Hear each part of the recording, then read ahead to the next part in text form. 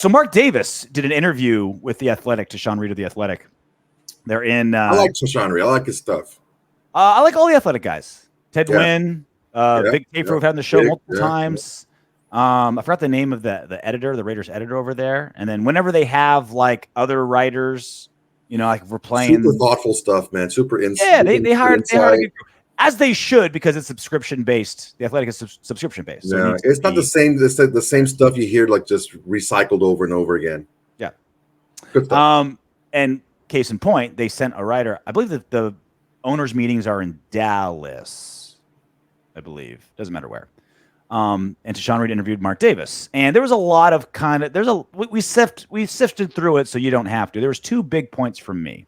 There was a lot of just kind of like Tashawn asked all the pertinent questions, right? Like, you know, what are you looking for in Antonio Pierce? What are you expecting for the rest of the season? It was all very generic. It was all kind of just GM first or head coach first. Who are you going to? Yeah, hire? It was. There wasn't a lot of hard answers, or he didn't really like lean into anything. But there was 2 things he said that was interesting. One of them I know you're going to hate, and the other one he wasn't even asked. He just made it a point to bring it up. So here's Mark Davis talking to Sean Reed of The Athletic, and he asked, "Do you think you'll hire the GM or head coach first?" And he said he wasn't even asked this question, but this was the answer he gave. He said some stuff. He's not making a commitment either way. But he said, lately, some articles have been coming out making it seem like the head coach had more authority on that, and that's the furthest thing from the truth. The general manager had the final authority on all of it. Whether he accepted that authority or not is a different story, but it was clear when they were hired where the buck stopped.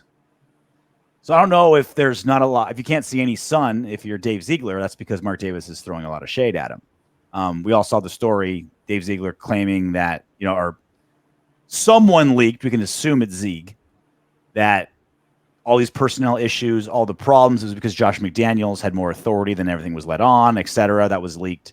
Mark Davis, without being asked, came out and said, no. Don't shirk your responsibilities, bro. You knew exactly what was expected of you, and you failed. Yeah, let me go ahead and remix that for you. It's Hondo Carpenter wrote some BS about Ziegler that probably Josh McDaniels leaked out to help his buddy Ziegler get another job, because Josh McDaniels is probably going to get another job as an offensive coordinator or some type of coach somewhere. But Ziegler doesn't have that much of a track record, so let me help my boy out and take the bullet for him. Mm-hmm. That's and also too, Mark Davis is covering himself by any potential GMs coming in that to let them know, hey, no, you're going to be the GM coming in. I'm not going to play this game where you're like a GM. Like anyone that I get, it's going to actually be a GM. And the last guy, despite what you might have read, the last guy had the authority to do so. Now, whether he took it or not, that's on him. And this also goes back to what I've been saying. I was laughed at. I was ridiculed. I got hate tweets. I got hate comments for saying, like, as bad as Josh McDaniels was as a head coach for the Raiders, I feel like Dave Ziegler was probably even worse of a general manager. People are like, oh, what are you talking about? Because all the hate, because I understand emotionally you hate Josh McDaniels more because he's the one on the sidelines making us lose, and that stupid look on his face and the dumb press conferences and the players that hate him. Like, I get emotionally you want to hate Josh McDaniels more. Emotionally, I hate him more as well. But when you take a step back and you look at track record, pros and cons, what have you done well, what have you done poorly, Ziegler's did nothing well.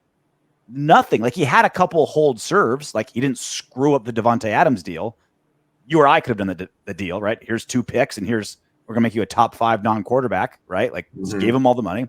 The Derek Carr contract had pluses and minuses. The no trade clause screwed us, but it was only $25 million for that first year. So it was kind of a wash, right? Good and bad. But then the Chandler Jones things was terrible. The drafts haven't played out well.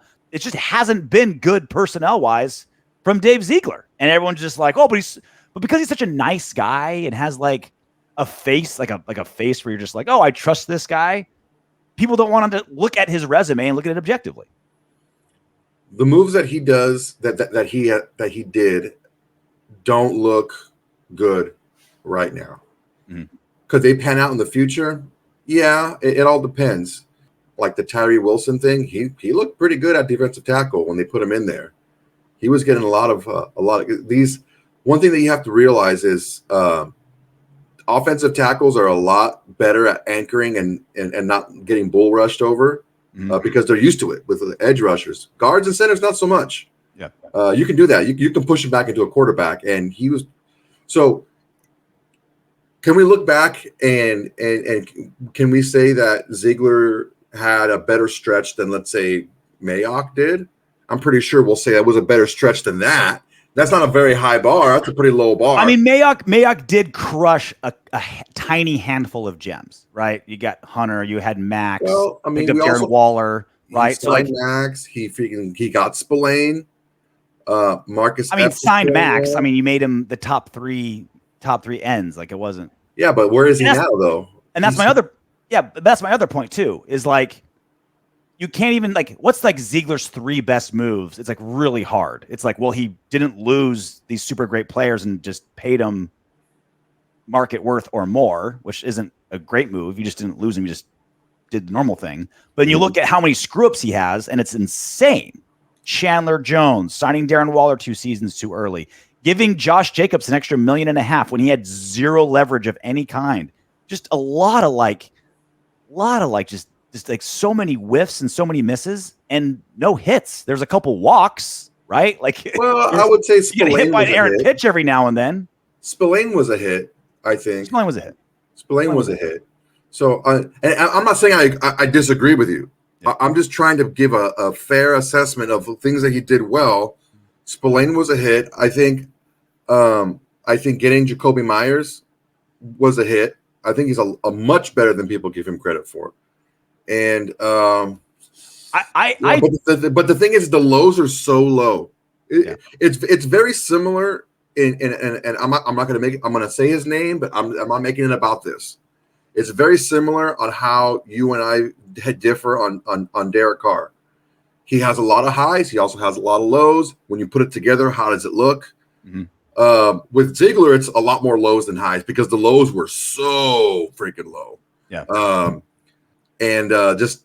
I mean, and it's the same thing over and over again. We talked about what Ziegler can't do in a draft. You cannot have a can't miss, like, obvious consensus pick sitting there for you, and you get someone else that doesn't play well. Jalen Carter was right there. Yeah, he was right there. At a position of need. Position of need.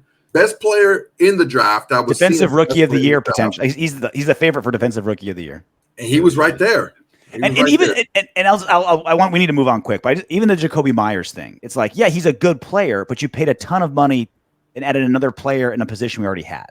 So even when you do land a good player, you paid a market value, maybe a little bit more, and you already had a bunch of good wide receivers. Hey, you made it to the end of our video. Great job. I know you want more. Go ahead and click the next video. And if you're feeling crazy, go ahead and subscribe.